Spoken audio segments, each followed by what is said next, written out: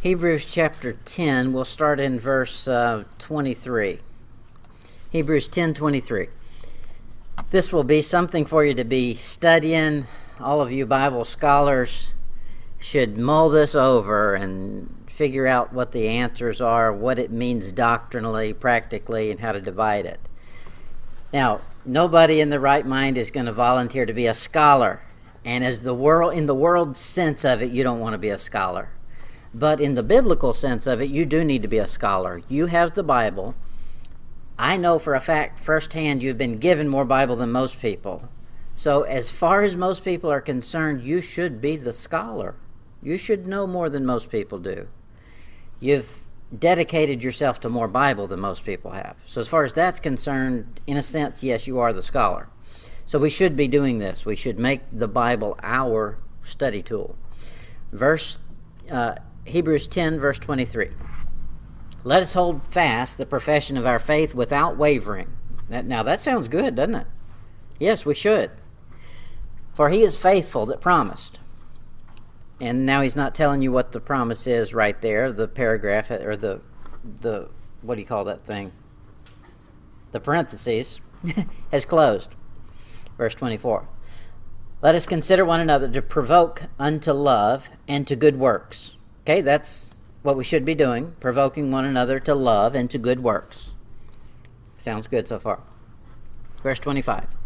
Not forsaking the assembling of ourselves together as the manner of some is, but exhorting one another, and so much more as you see the day approaching. Part of that, provoking one another to love and good works, is provoking them to show up when the assembly gets together. And he says in the verse, the assembly should be getting together more often. Not less often, more often. Now, what he's not talking about is the modern church movement. The modern church movement has done this. Let's have church less, so that the few times we do have it, we have a big crowd. So there's no Sunday night. There's no Sunday school. There's no training union. You just go down the list. They dropped it all out. Okay, that's not fulfilling the verse. However, you're going to have to find out where that verse fits. If you're going to claim this passage for you right now doctrinally, then you have to obey that verse right there in particular. Otherwise, you've got to tell me where it fits doctrinally. Verse 26.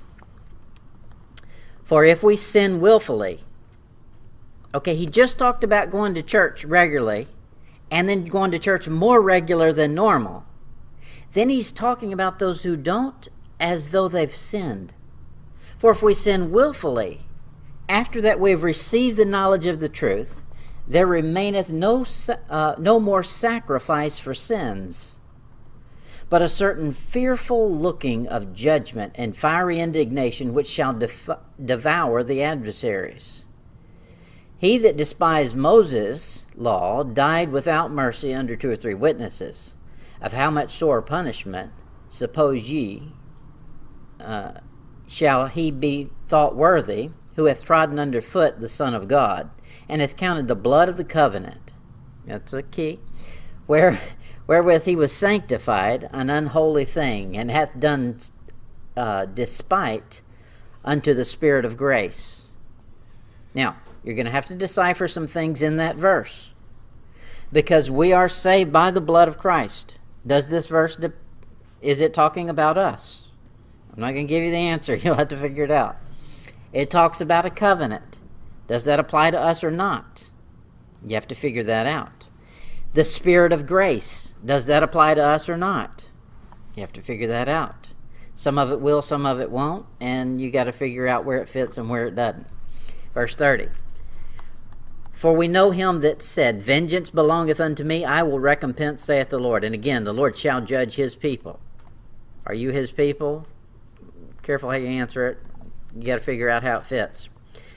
Verse 31. For it is a fearful thing to fall in the hands of a living God. But call to remembrance the former days in which after you were illuminated, you endured a great fight of affliction, partly while you were made a gazing stock, both of reproaches and afflictions, and partly while ye became companions of them that were so used. For ye had compassion of me and my bonds, and took joyfully the spoiling of your goods, knowing in yourselves that ye have in heaven a better and enduring substance. Cast not away therefore your confidence, which hath great recompense of reward. Okay, now so you need to find out what the recompense of reward is. So if you do all of these things he's talking about, he says you have a great recompense of reward. If you don't do them, get ready for a fearful vengeance that comes from God.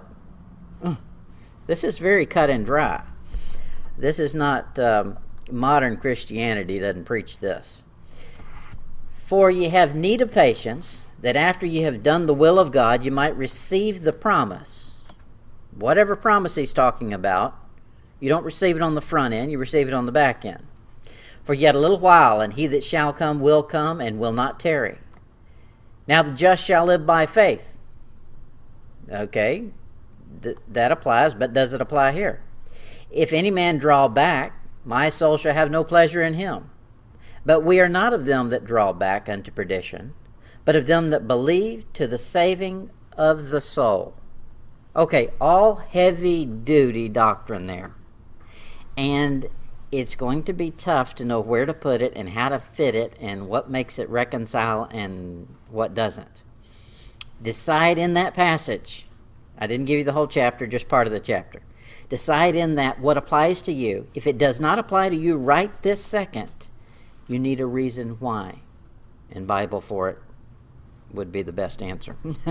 And then we'll cover that again sometime whenever we get back around to it.